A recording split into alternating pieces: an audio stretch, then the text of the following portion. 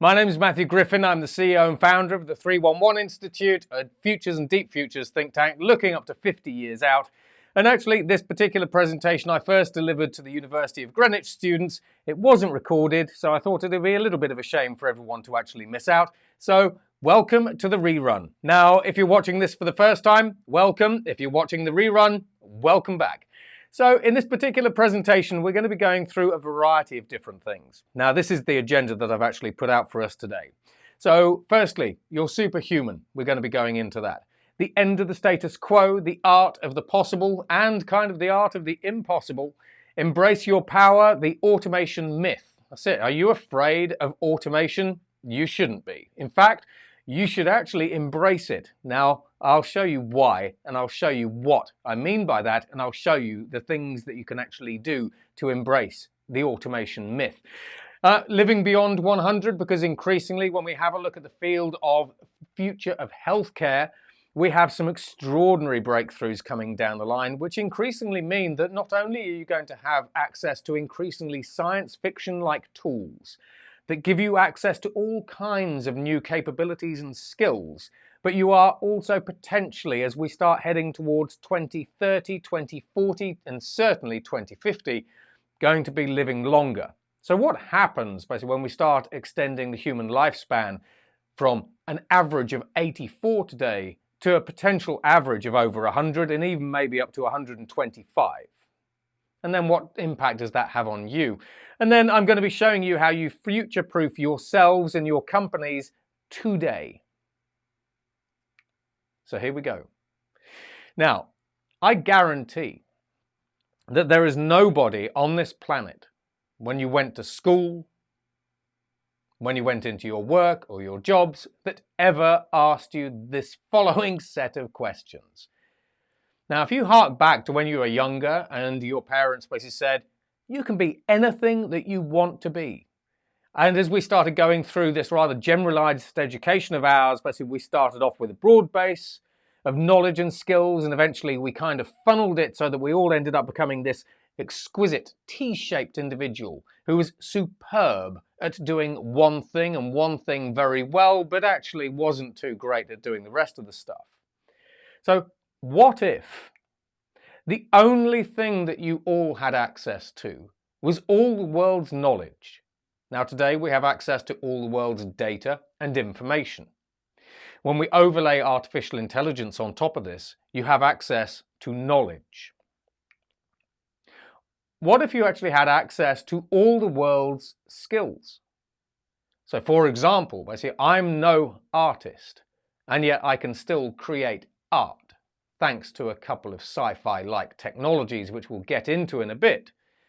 But when we start automating individual tasks and individual jobs, that's bad for those people. But for the rest of us, if the companies that have done that overlay a behavioral interface, then all of a sudden we have access to those skills. Imagine, for example, being able to say to an artificial intelligence robo-lawyer, create an NDA contract that looks like this, and it just crafts it. Imagine being able to write code without ever having to actually take coding lessons, and so on and so forth. We'll get into this in a little bit. But what if you had access to all the world's knowledge and skills? And then this. What if you could bring everything that you think about, good and bad, admittedly, to life? What if you could think about a product that ordinarily you couldn't design, you couldn't engineer, you couldn't manufacture, produce, sell, distribute, or whatever it happens to be, and actually bring everything to life and action everything? What would happen if you truly started reaching your unlimited potential? You have never been asked these questions by common garden education, for the simple reason that up until recently, the technologies and tools and systems that we needed to actually unlock human potential in its fullness have only existed in university labs, if at all. So when we have a look at this, you're superhuman. Now, what do I mean by that? You're already the most powerful version of yourself. If you were born 30 years ago, 50 years ago, 100 years ago, you wouldn't have as much power to change the world and do the things that you do today as you did in the past. So, for example, when we have a look at past kings and queens, presidents and prime ministers, they didn't have the reach that you have. They didn't have access to all the world's knowledge that you have. They couldn't jump on a plane, for example, to the other side of the world, or do a teleconference to the other side of the world. So in all of the moments in history, yourself today, you are the most powerful version of yourself that could ever have lived. And tomorrow you become even more powerful. I'm going to be talking about living beyond 100, because this fundamentally changes what we think of as the future of work, the future of investments and savings, the future of our families, our friendships, our relationships not only with our friends and families, but also better with the state and with the world around us. And then there is no such thing as impossible. You are literally limitless. You are literally unstoppable. And the only thing that often stops us is our own head and our own laziness or complacency. We couldn't possibly do something because there's a bunch of reasons. But increasingly we're taking those reasons away. Now, when I talk about there's no such thing as impossible, let's end the status quo. And I'm going to show you what I mean. Now, as we start having a look a little bit into the future, there are lots and lots of different trends and technologies basically that we try to sort of put together as futurists to understand what the future could look like, will look like, might look like, and so on and so forth. Now, when we have a look at megatrends, we're all being subjected to hundreds and hundreds of different megatrends. Now, some of these things that we can control, some of these things we can't control. When we look at technologies, there are increasingly powerful technologies that on the one hand that we're seeing emerge today. However, when we have a look at the technologies of the future, the technologies that we have today are literally dumb. They are literally the cavemen and cavewomen equivalents, basically, of what the future is actually going to hold. These are the trends that we actually now take projections.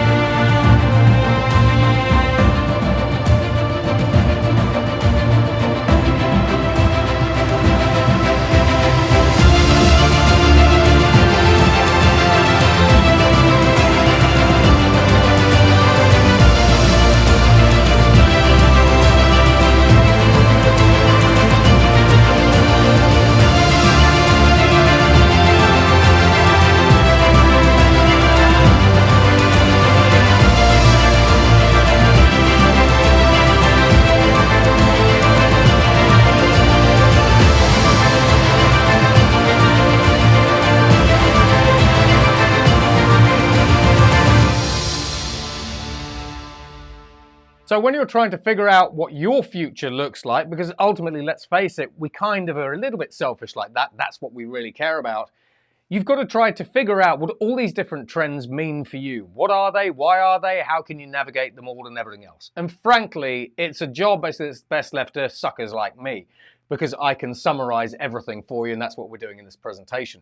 Now, when we have a look at technologies as well, because there were about 240 megatrends that I just put up on that video, we already have access to science fiction-like technologies, but there's a lot more coming. So, for example, when we have a look at advanced manufacturing, we have 3D printing, we have 4D printing. We 4D printed a robot that was created by an artificial intelligence, and it walked off the printer itself. But we've also already used molecular assemblers. So Toyota have been using viruses to actually assemble new lithium-ion batteries.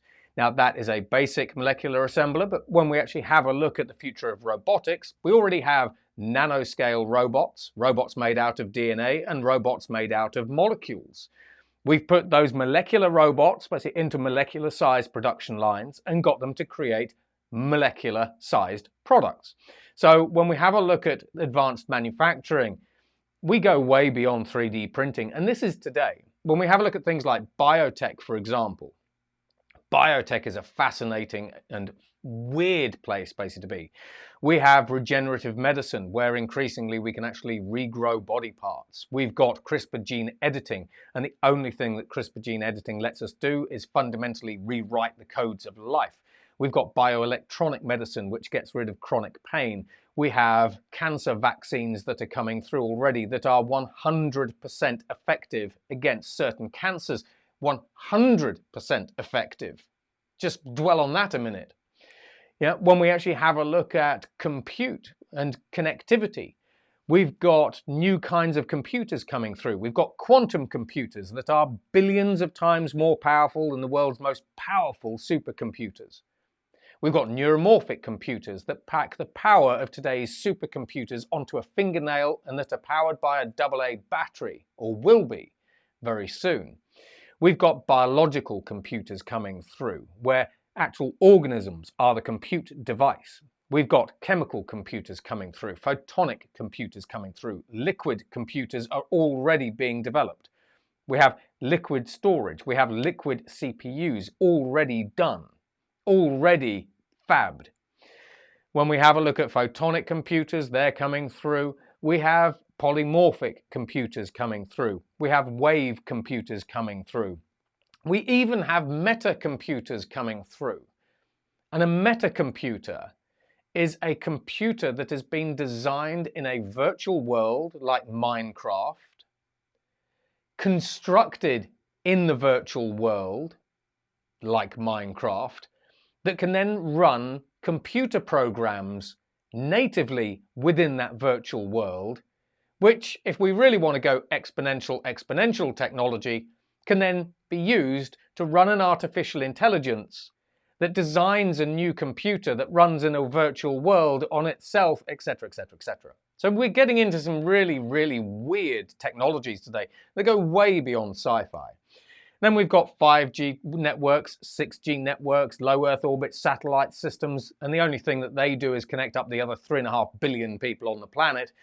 When we start having a look at energy, basically we've got photovoltaic materials that are now 132% energy efficiency. You want to solve climate change? I can show you the technologies that let us get rid of 80% of all of today's greenhouse gases. Separate movie, separate conversation, separate presentation. When we have a look at materials, basically we've got cannibalistic materials coming through that cannibalize themselves, reprogram themselves and turn themselves into something else, a kind of descendant or possible descendant, basically, for programmable materials. We have smart dust coming through. Basically, we've got metamaterials coming through. I'll show you those in a bit. We've got telepathic metamaterials that can morph their shape because they read your mind coming through. Telekinetic metamaterials coming through, basically, that again change their shape according to whatever it is that you want them to do. We have all kinds of different things. We have atomic knot materials coming through that are the latest thing in armor. We've got robots, soft robots, biohybrid robots, nanobots. We've got living robots, basically, that are literally designed by an artificial intelligence on a supercomputer that are then made out of frog stem cells that can replicate and go off and do particular tasks. These robots are living, programmable organisms. First of a kind. We're not even touching the sides of some of these technologies. And then we've got cybersecurity, basically, where we have the Morpheus computing platform that reconfigures itself 50 times a second. So if you hack it, milliseconds later, it's reconfigured itself and you've lost your connection, it's gone. We've got quantum one-time programs. We have zero-proof knowledge cryptography coming through. Yeah, we've got staggering numbers of amazing technologies that are here today in the labs. They are made. You can go and poke them. You can go and kick them if you really wanted to, but some of them might kick back. User interfaces. We've got augmented reality, mixed reality, virtual reality. We've got Metaverse version 1, Metaverse version 2. I've got neural interfaces that can stream your brain to YouTube, so I no longer need to do this. I could just stream what's in here to YouTube. That's it. That might be a little bit scary. But we've also got holodecks. parallax screens that are being developed that literally turn rooms into the Star Trek holodecks. We've got telepathy, which is already here, memory editing, memory augmentation, knowledge uploading. 4 years ago, we managed to upload knowledge matrix style in the US. And that's a whole conversation in itself. That's when we get into the future of learning. At what point do you stop watching these boring videos and actually just have knowledge directly uploaded to your brain via a computer, not via a video, basically like this one?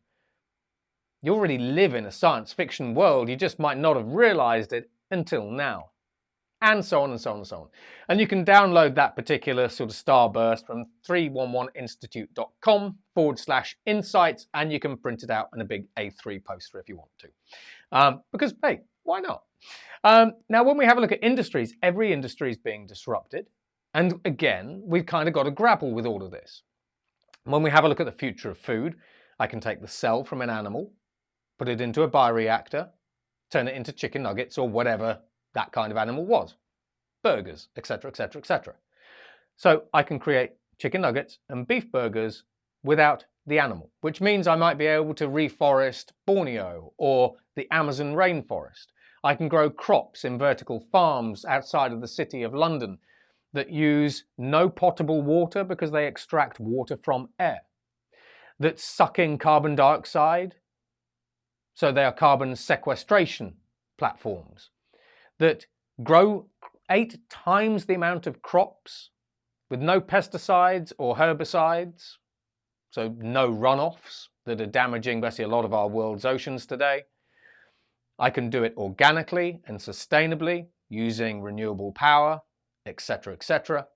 And I can put those vertical farms into the middle of the Sahel desert, and I can feed locals tier 1, tier 2, tier 3 crops day in, day out, depending on what crops they actually want. In Dubai, we're now starting to put plans in place to 3D print an 11-story skyscraper.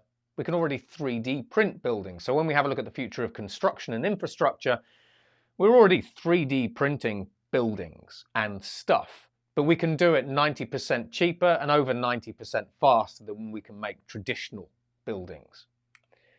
When we have a look at energy, we are at the start of a $92 trillion energy revolution where we are moving from a fossil fuel-based economy to a renewable energy-based economy and alternative fuels-based economy. So hydrogen, ammonia, wind, solar, hydro, etc., etc., etc. And the breakthroughs here mean that increasingly the spiky oil prices and gas prices that we see that are driving global rates of inflation that are now hitting about 8.8%, by the way, and which are putting a lot of people into poverty. So it's estimated that food inflation and energy inflation has now pushed 130 million people into poverty.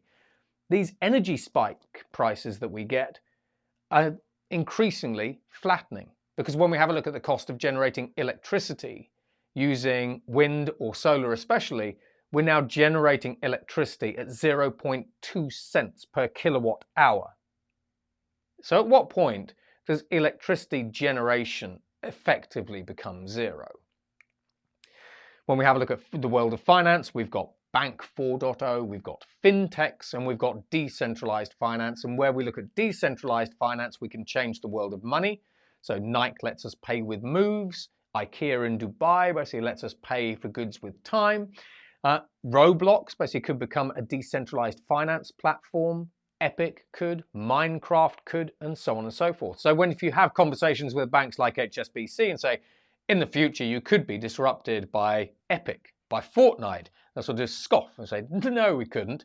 But then we look at the decentralized finance trend, and yes, they could. Because Fortnite has 300 million users. Using decentralized finance, so crypto, Web3, that kind of stuff, there's very little actually stopping them outside of licenses and regulators from offering financial services to 300 million users. Think on that. When we have a look at healthcare, I'm going to go into this in more detail later, but it's truly sci-fi-like. When we have a look at Industry 4.0, we have Digital Industry 4 twins that take a product that is designed by an artificial intelligence, figure out the best way to make it, They optimize all of the robots and all the humans basically in a particular factory. And then if you want to produce that product, you just push it and off we go to the races.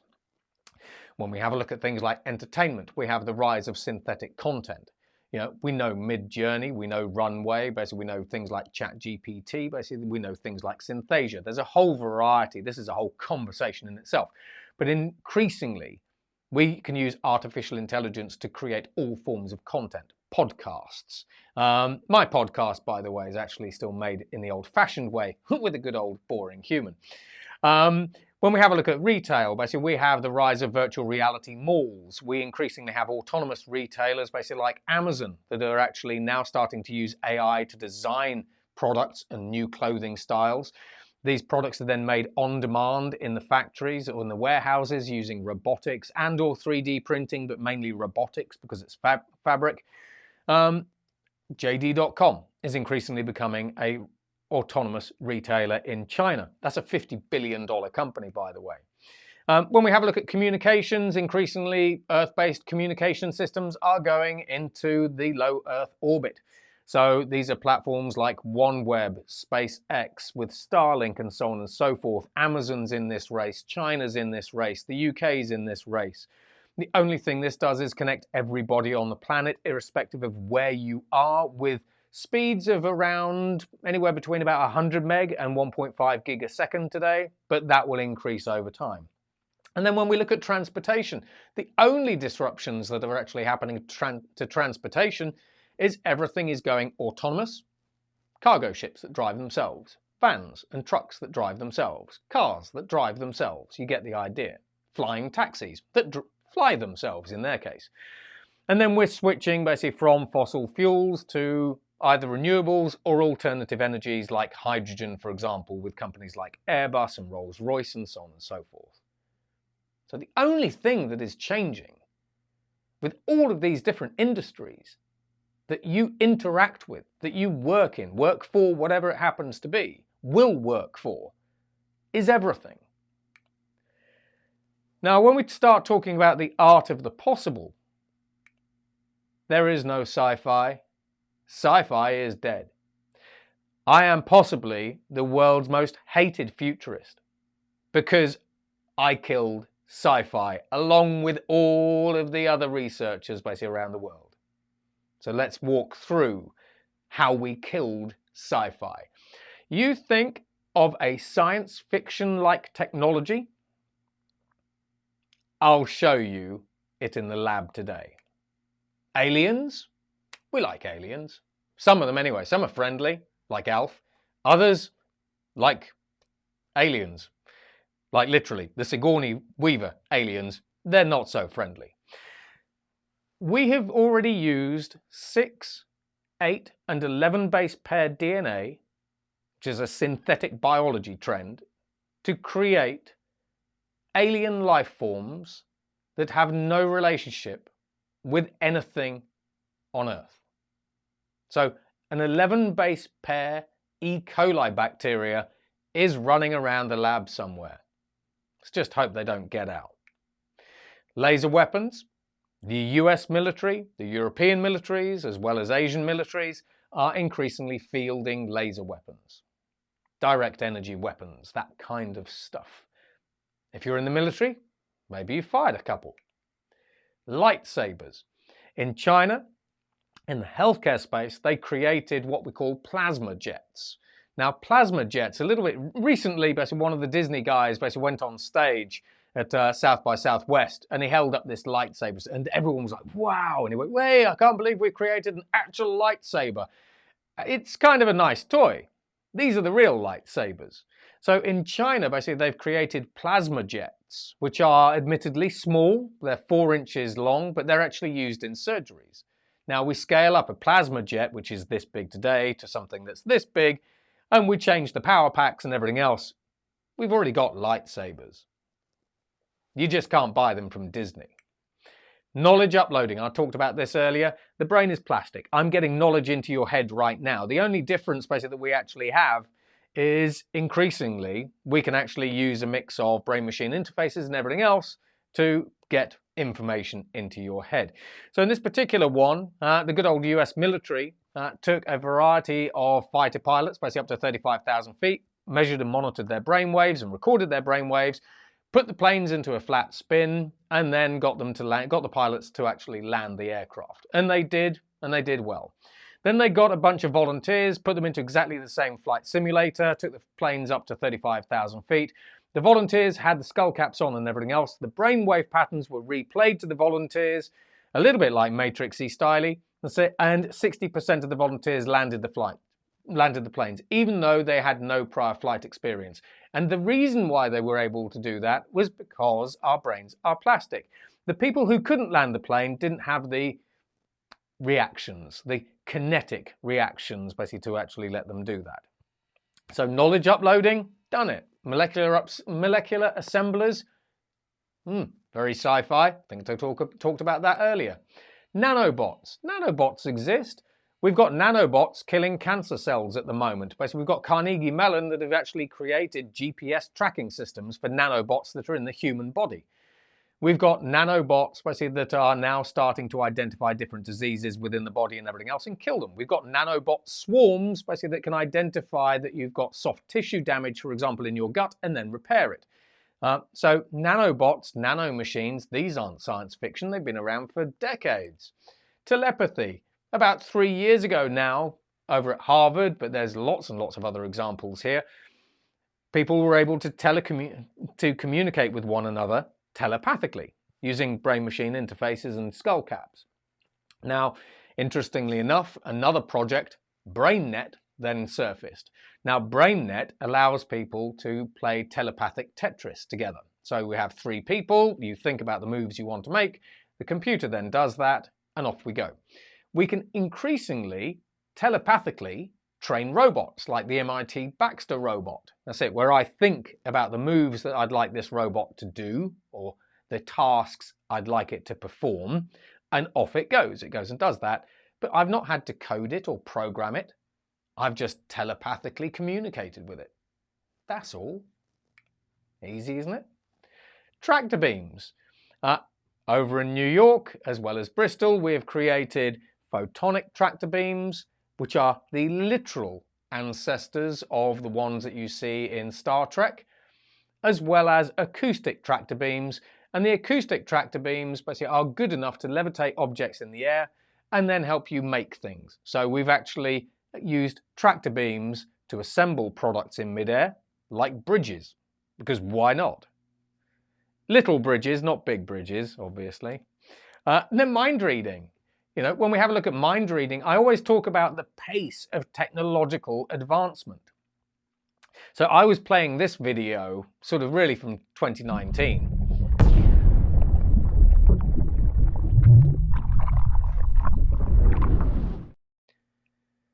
Now what we have here is we have people who are wearing skull caps, and in this particular example, the researchers are showing them geometric shapes, which are the ones basically on the left over there, provided I'm getting my hands the right way around, obviously, because I flipped the video. Now, when we actually have a look at this, the people are looking at the images, the geometric images, and then using artificial intelligence and skull caps, we are recreating the images on a TV screen that those people are actually looking at. Now in 2019, as I said to audiences at the time, you're looking at this and you're thinking, well, I can kind of tell what the images are, but frankly, it's a bit crappy, right? But technology improves. It gets better. It gets cheaper, but it gets better faster. So this is 2019 technology, and you can kind of tell what some of these images are. That's a plus, that's a cross, right? But overall, you wouldn't actually watch it on the TV screen.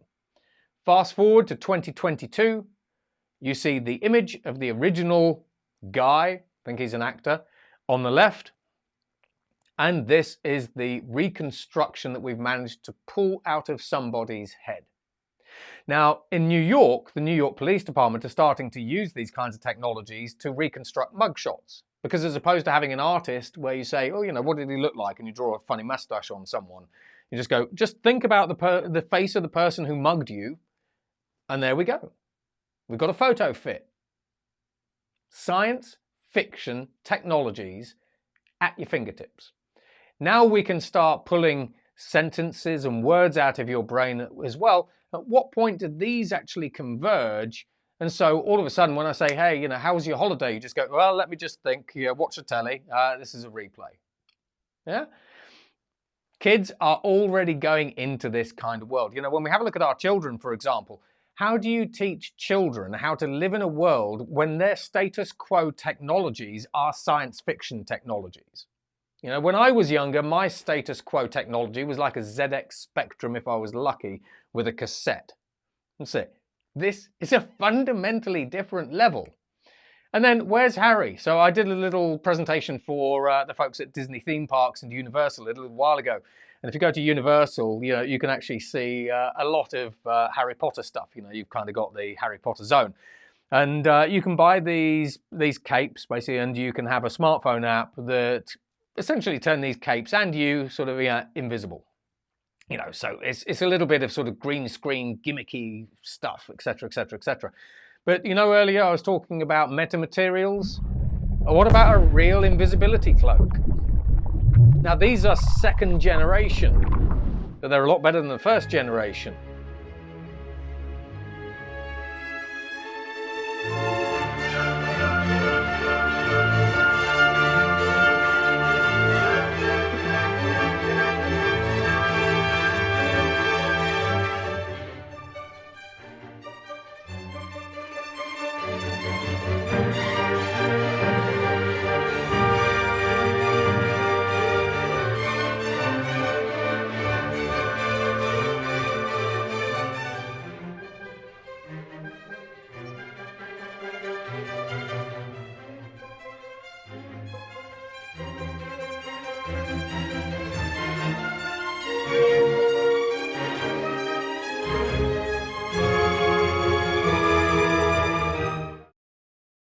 But I know what you're saying. I know what you're thinking, because I've got a remote brain-machine interface device. In fact, the University of Surrey have actually created a quantum sensor that can read your mind from across the room. But so I know what you're thinking. What about holograms? Hey, what about holograms? I see these things. I mean, when we talk about holograms, are you talking about this kind of thing? Because this is the real deal. No augmented reality. We are working to create the displays of science fiction. Displays like the holodeck from Star Trek or the Princess Leia projector from Star Wars. So most displays, including 3D displays, require you to look at a screen. But our technology creates images that are floating out in space, and they're physical. Did he say a real hologram? No Pepper's Ghost, no augmented reality, no funny glasses, no voxel pixels, etc., etc., etc. I think he did. This uses cellulose, that's a weird conversation to have, and femto lasers. Today it's this big, that's it, but tomorrow it gets bigger and bigger and bigger and bigger. In 20, 30 years' time, when this starts maturing and commercializing and everything else, who needs a television? You live in a science fiction world. You just might not have known it until now. Now, when we start talking about this particular section, let's now start embracing your power, the power of the individual. Now, I said earlier that you are the most powerful version of yourself that could have ever lived until today. Tomorrow's a different story. Today, as an individual, if you have a smartphone or any kind of connected device, you have easier access to capital, expertise, and resources. You can reach people anywhere on the planet instantly.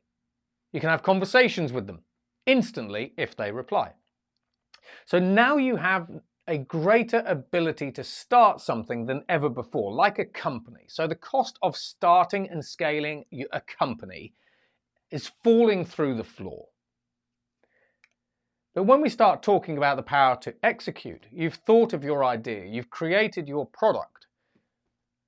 There are 3.5 to 4 billion people connected on the planet if you know how to execute. And the rules of the game on business execution are changing rapidly. That's a different presentation. You kind of get the gist of this one. Different presentation. You can scale your product and your company at a speed that was unfathomable just a couple of years ago. Take Mark Zuckerberg, basically with the Libra cryptocurrency. Had he been able to launch it in the morning, the regulators said no, he could have potentially had 2.2 billion people using his cryptocurrency by the end of the day, if he'd executed right, which he didn't, so he had no one using it at all, ever, and sold it. But that would have changed the global financial industry and services industry overnight. And that's not me saying that, that's the chairman of the People's Bank of China, the European Central Bank, the Bank of England, and the US Fed. So Mark Zuckerberg could have changed the global financial system in a day. And if you create a product, if you have an opinion, if you know how to scale yourself, get stuff going viral, you can do exactly the same. But it's the execution that is incredibly difficult. And increasingly, because we live in an algorithmic society, it's the algorithms that decide whether you go viral, or whether this, when I post it to YouTube, goes viral, or whether 2 people see it. We live in an increasingly algorithmic society, and if you don't know how to play the algorithms, increasingly you're going to find yourself sidelined. So that's a conversation for regulators, ethicists, and everything else. I'm happy to have those conversations, by the way. Tap me up or put something in the comment below. Now, when we have a look at automation, there's this automation myth. The news networks will continue to lambast us with bad news. But think of this. Artificial intelligence is the printing press. It's the loom. It's the tractor. We know this. You can look at the surveys. You can look at the news. You can use these things for yourself. I used ChatGPT to create a program with a bunch of 8-year-olds who couldn't code. AI is the tractor. But you've got this decision to make. You can either be the person that the tractor put out of a job, the out-of-job farmhand, or you can be the CEO of John Deere. Which one do you want to be? You probably want to be the CEO of John Deere. But here's the rub. How do you get from here to here? I'll show you in a bit. But fundamentally, we aren't really equipped as a society to move from here to here, or to move our mindset from here to here. This is a challenge. It's one of the greatest challenges, I think, that we actually have as a society. It's one of the greatest challenges that you're going to have as individuals, because fundamentally, I'm assuming you don't want to be the out-of-job farmhand and living under a bridge. Now, when we have a look at reports from University of Oxford, when we have a look at reports basically from Harvard, when we have a look at reports basically from McKinsey, and so on and so forth, even when we have a look at reports basically from the authors of ChatGPT, they all say that the vast majority, up to 80% of jobs, if you look at the latest ChatGPT report, will either be partially automated or automatable, or fully automated or automatable. And I can show you how this is already starting to run rampant. So here's the thing. We increasingly have powerful technologies that are automating cognitive work as well as blue-collar work.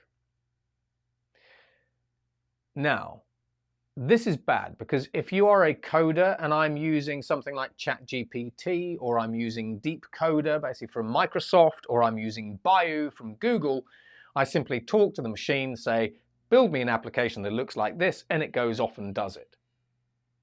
That's a bad thing, because that AI, that tool, puts coders out of a job. And I know I'm going to get coders actually going, no, yes, but no. I can show you the technologies and everything else. I can show you the people building them. And we're talking about a runway here. We're talking over the next 1, 2, 3, 5, 10 years. Okay? Not instantly. These things switch slowly. But nevertheless, they do switch. Now, here's the rub. When artificial intelligence or other tools automate a particular job or a task, If individuals put a fancy behavioral interface over the front of it, like we've seen with ChatGPT, the real innovation with ChatGPT is you can interact with it using natural language. I don't need to learn DOS, C++, Java, or anything else basically to interact basically with ChatGPT to get it to do stuff. As us, as individuals, when I automate someone else's job using AI, others end up having access to that skill. Not necessarily the expertise, but they have access to that job or that skill that was used to be performed by a human via a behavioral interface. Now, I'm not an artist, but for this particular image here, and all the other ones in the presentation, generally, I typed in, create an image of a man with angel wings, and the Midjourney AI created this. Now, could I sell this? Probably. I think it's actually really quite good. Am I an artist? No. How did I do at art school? I flunked it. Didn't go to art school, but in the art classes, but I wasn't very good. I like creativity. I like art. So all of a sudden, AIs are automating artists, but they're democratizing the process of art or the skill of creating artwork for me. So it brings us back to that sort of other slide, that sort of one of the first slides we're talking about. What happens if the only thing you have access to is all the world's knowledge and all the world's skills? Because increasingly, all of the different skills that we principally rely on as a society are going to be automated.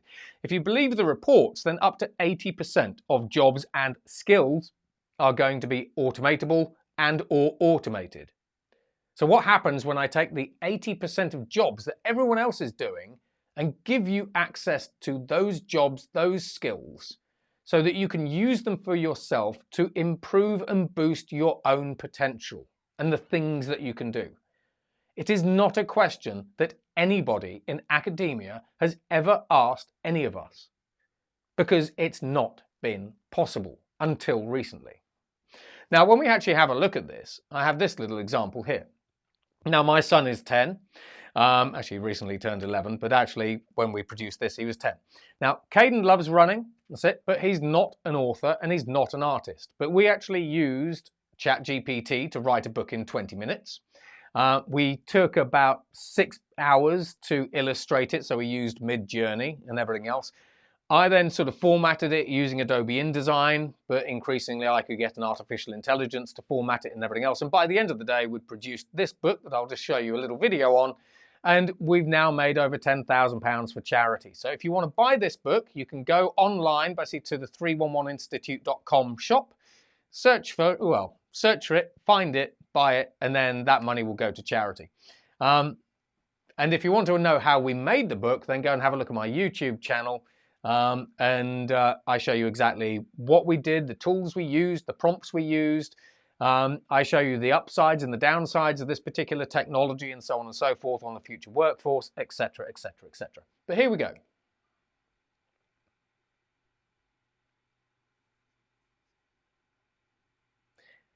The first page takes a little while, yeah. But that's the QR code. So scan that QR code, it'll take you through to the video basically where I talk about how we did this in depth. Now, from an image perspective, I reckon it would have cost me, because I'm the CEO of a company, I kind of know these things because I do a lot of work basically with designers. I reckon it would have cost us about £15,000 to create all these images, and it would have taken about 3 months and a lot of toing and froing basically with the artists to get the feel right, the aesthetics right, the look right, etc., etc., etc. I paid $20 to Midjourney because we needed a little bit of faster compute, and this is what we got. And this is Midjourney version 3, and we're now on version 5, by the way. I created the title slide using Midjourney version 5, and it's even better.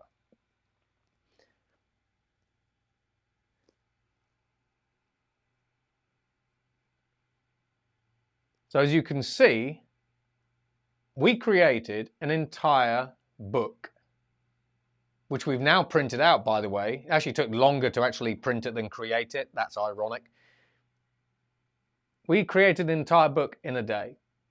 So basically no money. That's the other thing. We created it fast. We did a fairly decent job.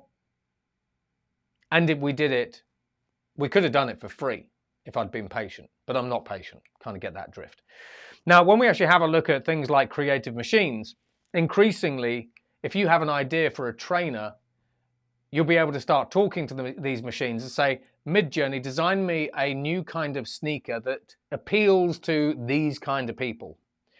The AI will go off and either create a 2D image, which you can turn into a 3D render, or the AI will create a 3D render. Now, if it creates a 3D render, we see these kinds of things happening already, sort of mashups between Midjourney and Blender. Once I've got a 3D render, I could send that to a 3D printer at a UPS warehouse, and I could actually 3D print my shoes off.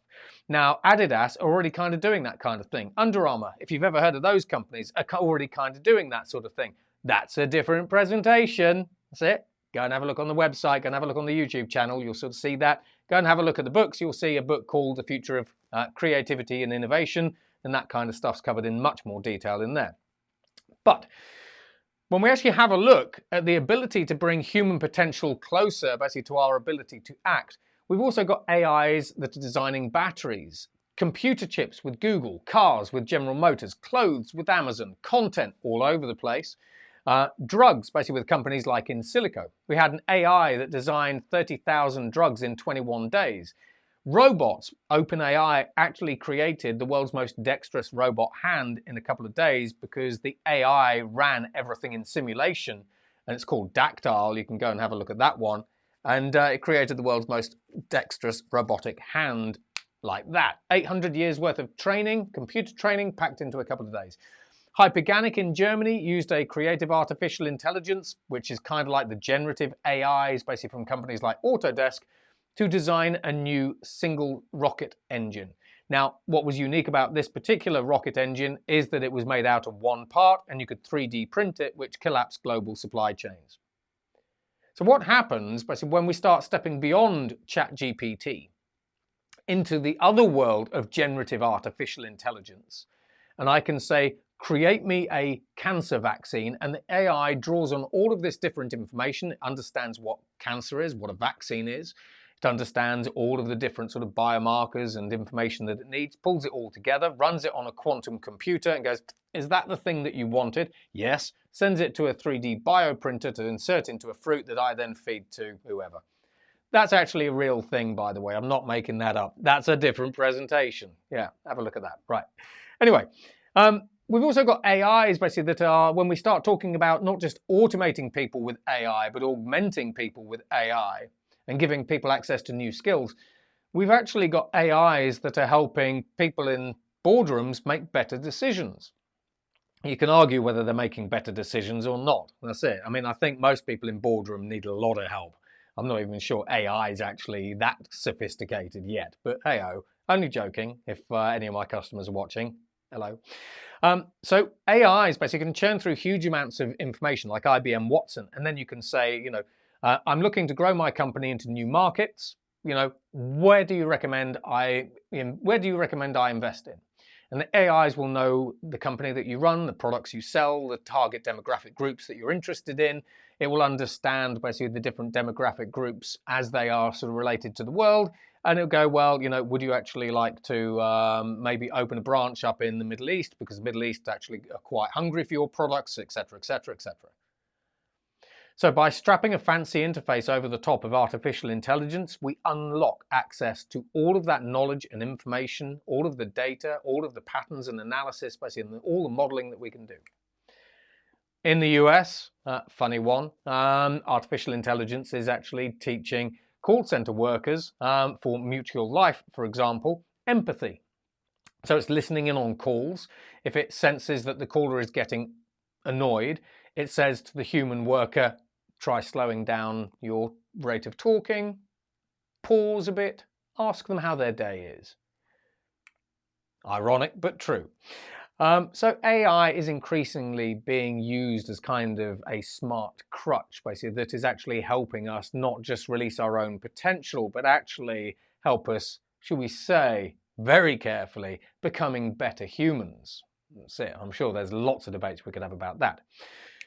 So we've democratized access to knowledge. We've democratized access to skills. The only kind of potential that you now have is unlimited, and you're trying to figure out, in this future world that we live in today, if the only thing that you can do is everything, if the only skills you can access are all of them, what do you do with your life? Interesting conversation. Now we have more time. So ask yourselves this question.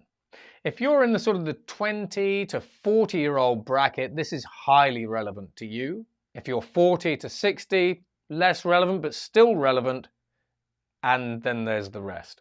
So how would you live your life if I was able to tell you today that we are seeing such significant advances in biotech and healthcare that you could potentially live another 30 years? So as opposed to living to the average age of 84, you were living to the age of, I need an artificial intelligence, 84 plus 30, whatever that is. What's that, 114? Yeah.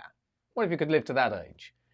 What if you didn't retire at 62 or 64, as we now see in France, or 67 in the UK? What if you actually started thinking about retiring when you were 90? Because not only were you living longer, but you actually had a higher quality of life because medical treatments basically were that advanced. Now, when we have a look at diseases, there's lots and lots of different things that kill us humans. We're kind of fragile like that. Don't go and walk near a speeding self-driving car. Don't do that. You're probably going to come worse off. So you are generally a fairly puny weakling. Sorry, but you are. So there are many things that kill us. Non-communicable diseases kill over 38 million people a year. That's it. So how do we save 38 million people a year? Maybe we save you using some of these different technologies. Well, firstly, 9 million people on the planet die because they are malnourished. They just don't have access to either food or the right food. But today, we can 3D print food, we can create genetically engineered super cows, genetically engineered crops. Using cellular agriculture, we can actually grow beef burgers just from cells of animals. We can grow palm oil and soy and whey and even coffee just from the cells of coffee plants, etc., etc., etc. But what about this one? Sci-fi again. We can create food, so protein, from air.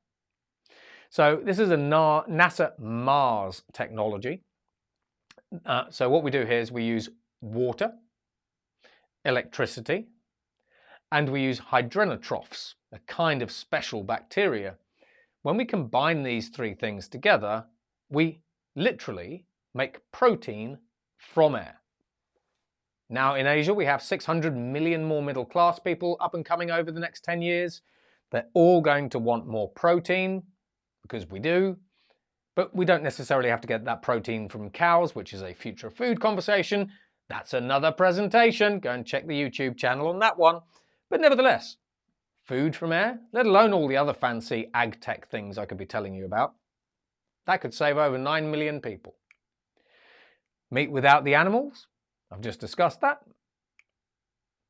When we actually have a look at air pollution on a yearly basis is now killing about 6.7 million people. So this is where increasingly it's important to electrify everything.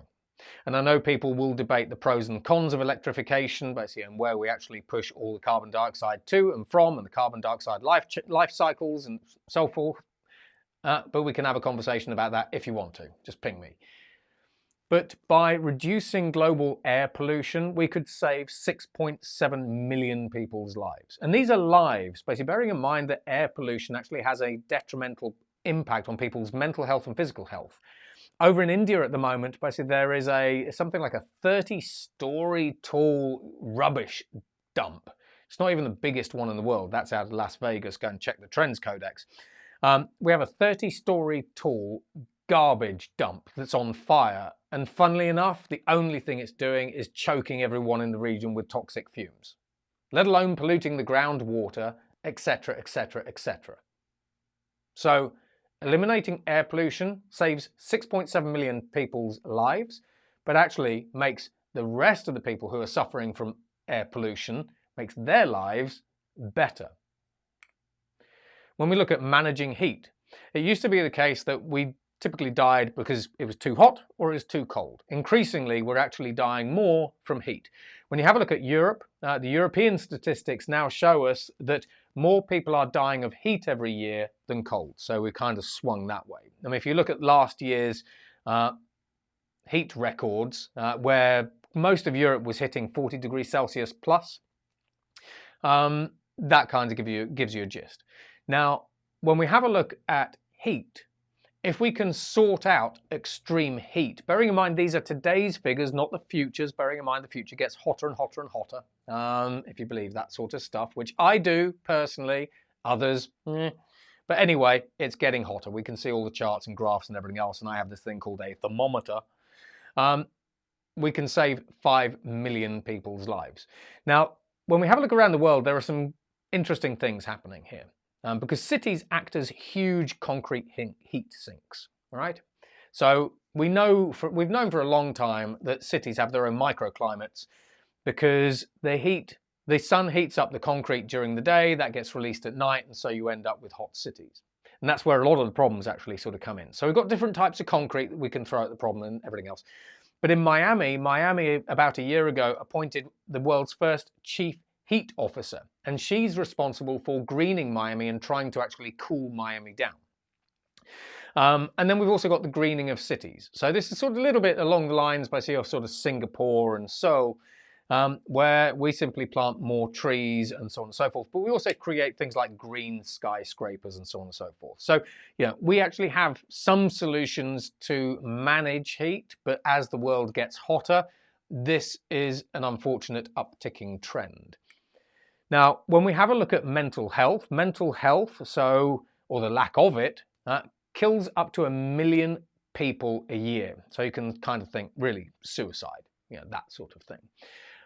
And even before COVID, we were told that we had a mental health crisis. Post-COVID, it's estimated that 1 in 6 adults globally, in fact, actually it's people, not adults, makes it even worse, 1 in 6 people globally now has some form of mental health issue. For example, anxiety, depression, and so on and so forth. Now, using artificial intelligence, we can actually tell whether or not you're depressed because you will hold your phone at a different angle. You'll pick it up at a different rate. You'll scroll at a different rate. The words that you use will be different. When we have a look at PTSD, AI is becoming increasingly capable of diagnosing people with PTSD, as well as Alzheimer's and dementia and everything else. Again, a different presentation. Go and have a look at my YouTube channel. You'll see, have a look at the future of health. You'll sort of see what I'm talking about in there. But increasingly, we can actually use technology as a force for good because we can proactively identify people who are either mentally ill or at risk of being mentally worse off, not necessarily ill. Bit of a tag. And then we can make an intervention. Now, there's a chatbot called Woebot. That's it. And it can identify that you're feeling a little bit depressed or upset or whatever it happens to be and sends you messages going, hey, have you got anything great planned today? What about baking a cake? So, there are different interventions and tools that we actually have in our arsenal now. But this is also the most important thing that you should all pay attention to. What do you feel when you say the word I?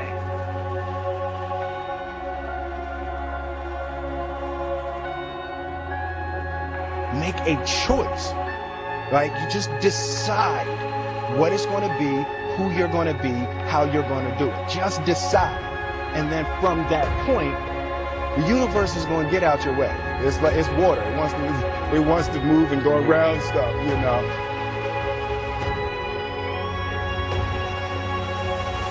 If you decide to drop your buckets where you are and develop your gifts, I grant you, you'll never ever be without. I grant you that your gifts will take you places that will literally amaze you. So decide that you're going to take some time to work on you, that you deserve that from yourself, that your life deserves some prime time because you are creating your own production. You are the star of your show. You are the director. You're writing the script. And you will determine whether your life is a smash office hit or flop. I'm going to work. I'm going to press forward. I'm going to learn. I'm going to do everything in my power. Every single day, I'm going to do everything in my power to become a victor and not a victim. Winners win and losers lose.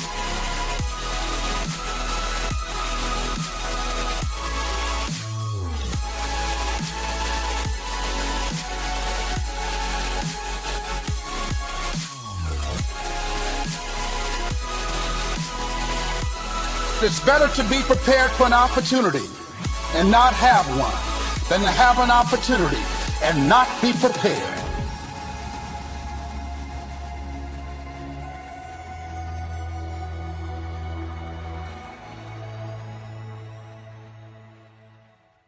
So when we look at mental health, when was the last time you took time out for yourself? Not for other people, but for yourself. You need to do it. We face titanic challenges as a society. We also face titanic opportunities as individuals and as a society. Easy for me to say. But when was the last time you took time out for yourself to think about what you really wanted? Now, when we have a look at communicable diseases, now this is the irony. More people are actually dying on a yearly basis from non-communicable diseases, like high blood pressure, high sugar levels, etc., etc., etc., heart attacks, and so on and so forth, than from communicable diseases like we saw during COVID and the epidemics and pandemics that have plagued us recently, literally. Now, communicable diseases, basically, we have the potential to save over 17 million people. So firstly, we have the quantified self. So things like smartwatches and everything else, basically the devices around us, the wearable gadgets, basically, and things that are able to actually analyze basically everything from our vocal patterns to tell us whether or not we're actually getting ill or going to actually get ill, all the way through to telling us whether we have things like skin cancer, whether we have pancreatic cancer already, because you can tell your eye color. When you actually get yellowy eyes, you might be actually at risk of pancreatic cancer and so on and so forth. So the ability to use technology to read what's going on in our bodies and then analyze that to create a report essentially of this is what's going on, and then use that report to create actionable interventions, whatever that happens to be. You are at risk of a heart attack because we've identified certain biochemical and biometric functions, like the skin in your face flushing in a particular way, etc., etc., etc. Do you want us to call the doctor? So quantified self is a hugely important trend that on the one hand requires us to give up some of our personal privacy and data, but on the flip side could actually save your life, that is increasingly intertwined basically with the future of healthcare and the future of your health and well-being. Now, when we have a look at next generation vaccines, it used to be the case, it used to take about 7 to 10 years to produce a vaccine and then test it. Now, we've already got the technology. This is a mixture of artificial intelligence, clever human ingenuity, but also quantum computing. We already have the technology to create new vaccines and produce the first batches of those new vaccines for any kind of new disease that we've actually identified in 7 minutes. Think about the impact that that will have on the next epidemic, pandemic, the antibiotic crisis, which is a kind of different topic, etc., etc., etc. And these vaccines increasingly can be injected, obviously, but they can be in aerosol form. In the US, they've even put them into fruit. So conspiracy theorists, I'm sure they'll love that one. Now, we've also got artificial intelligences that are developing next generation drugs like the ones that I mentioned earlier from in silico. In fact, they have a database called Chemistry 42, and the in silico Chemistry 42 database is essentially an open source platform, I believe now, that's it, where other pharmaceutical and biotech companies are able to churn through all of the different compounds, use AI to figure if you put this compound with this one, then we end up with this treatment for this thing very, very quickly. But we've also got AIs that have actually created next generation antibiotics that are proving very, very successful in trials. So this helps resolve, to a degree, the antibiotics crisis that we see today. We can also sequence the human genome. For anyone that's been focusing on human genomes basically for over the decades, you know basically that to sequence the first human genome cost like $1 billion, took like 15 years, etc., etc., etc. Now we're at the point where we can sequence it for sub $1,000 in under 5 hours. That has massive implications for personalized healthcare, because if I can sequence your genome, or I can sequence the genome associated with particular cancers, I can now create personalized cancer treatments for you, which have already demonstrated that they can kill certain cancers with 100% efficacy. Think on that. This has already happened. So when we start unlocking the revolution that is personalized medicine, bearing in mind it's starting to be unlocked today and we project this into the future, this is staggering by itself.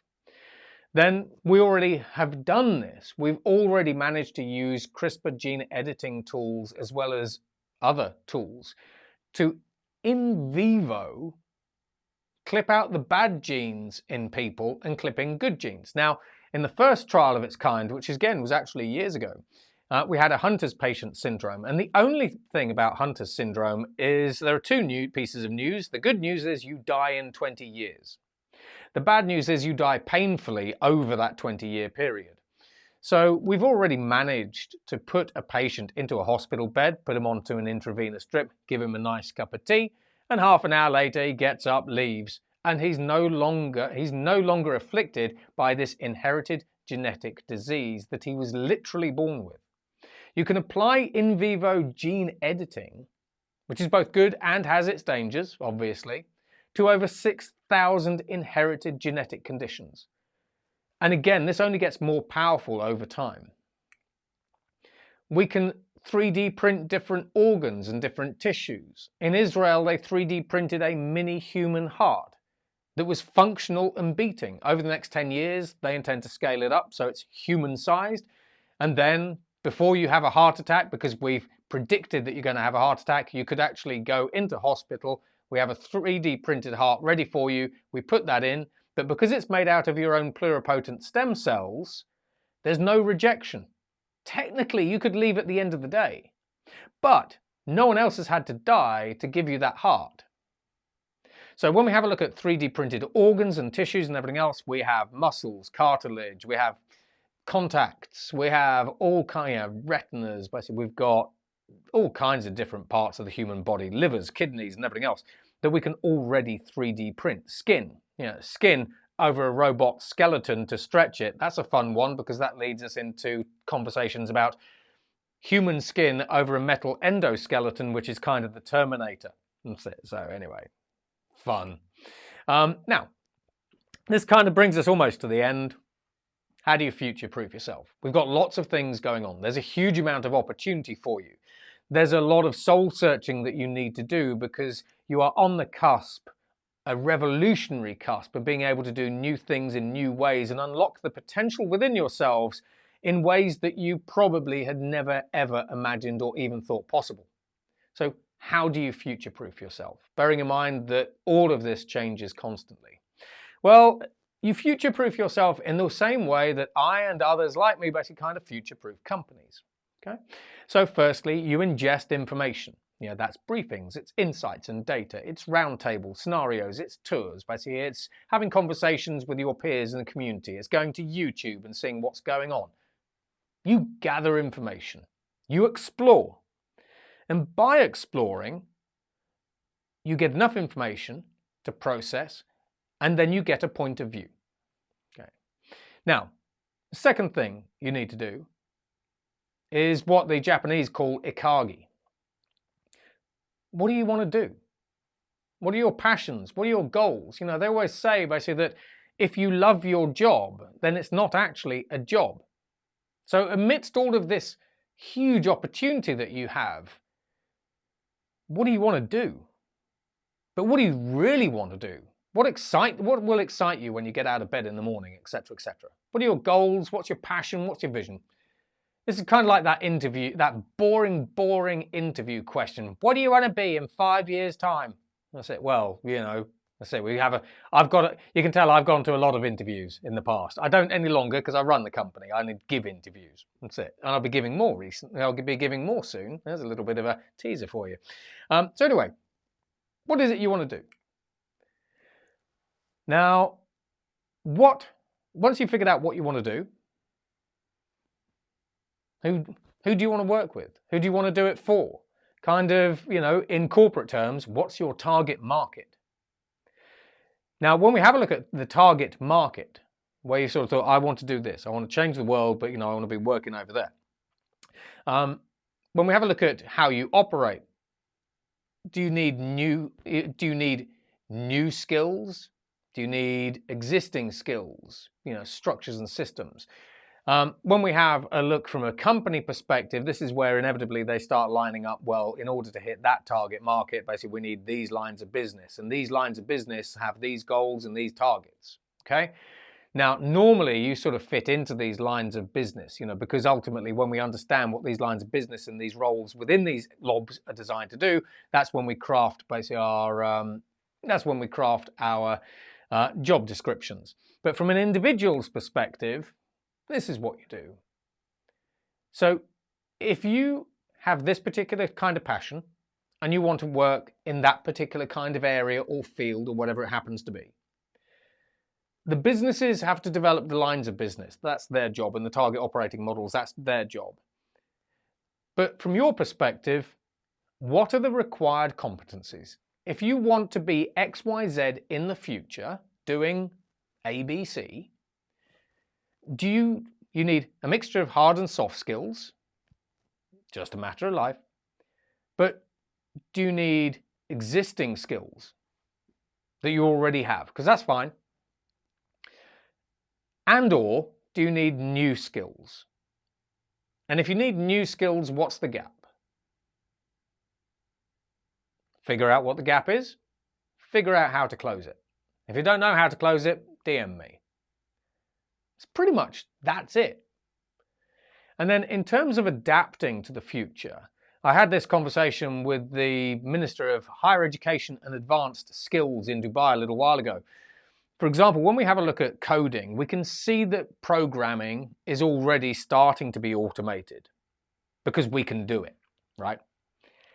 So if you want to be a programmer in the future because you love writing software and code and everything else, this is where, from an education perspective, you learn the foundations of programming, but today it's binary. So we have a block on top, binary coding, C++, Java, whatever it happens to be.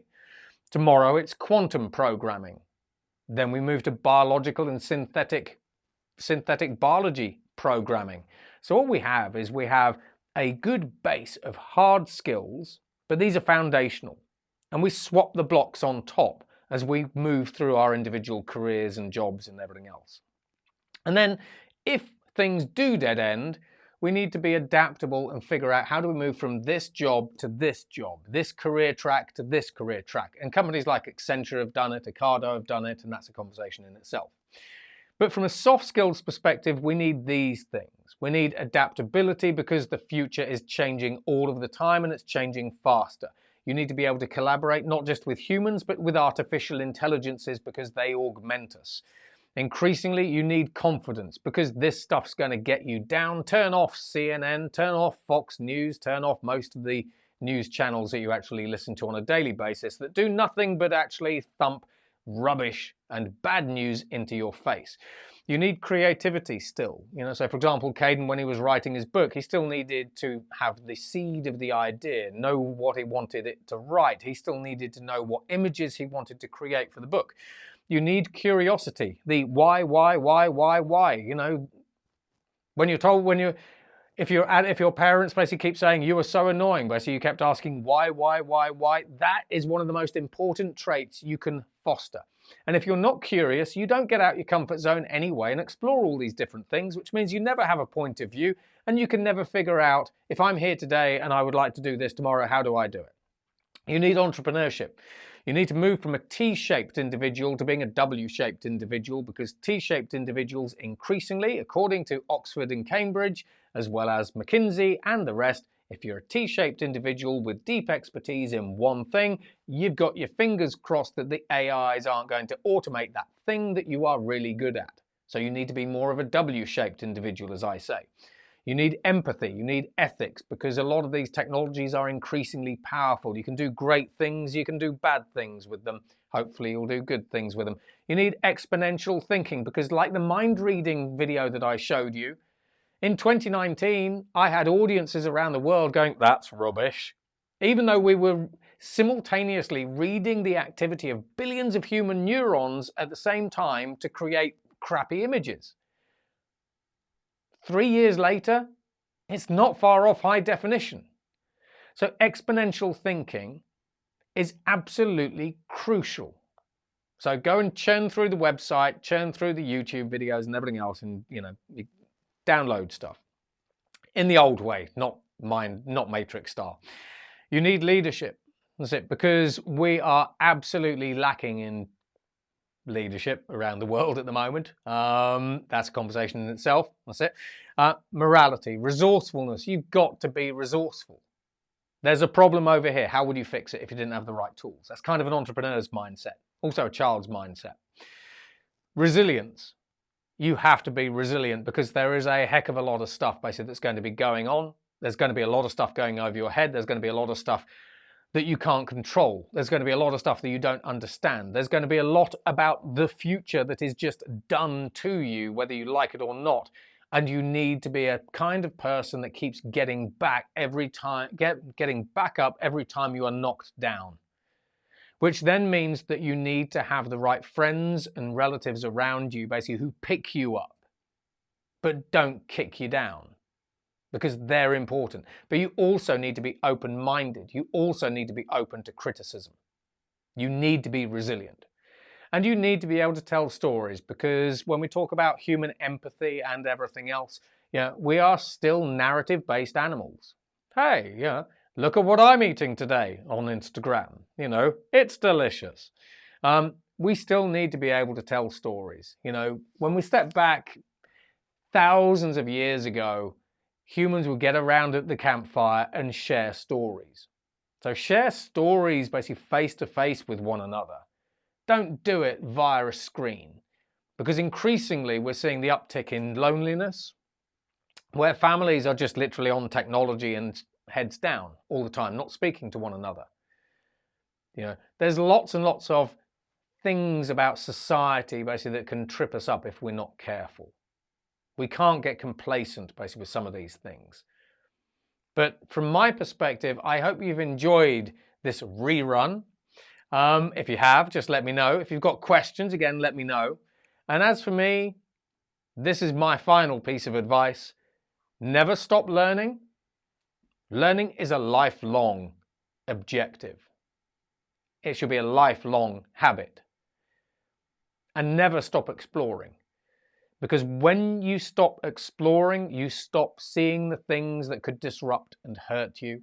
You stop seeing the threats, but you also stop seeing the opportunities. And at that point, your fingers crossed, hoping one of the threats that you could have seen, the AI tractor, turns you into an out-of-work farmhand rather than the CEO of John Deere. And as for me, that's it from me. So thank you for watching. Thank you for listening. I know it was a little bit of a long one. I hope you think it was worth it. That's it. And if you do want to get in touch, just feel free to DM and ping me. And as for me, I will see you later. Take care. Goodbye.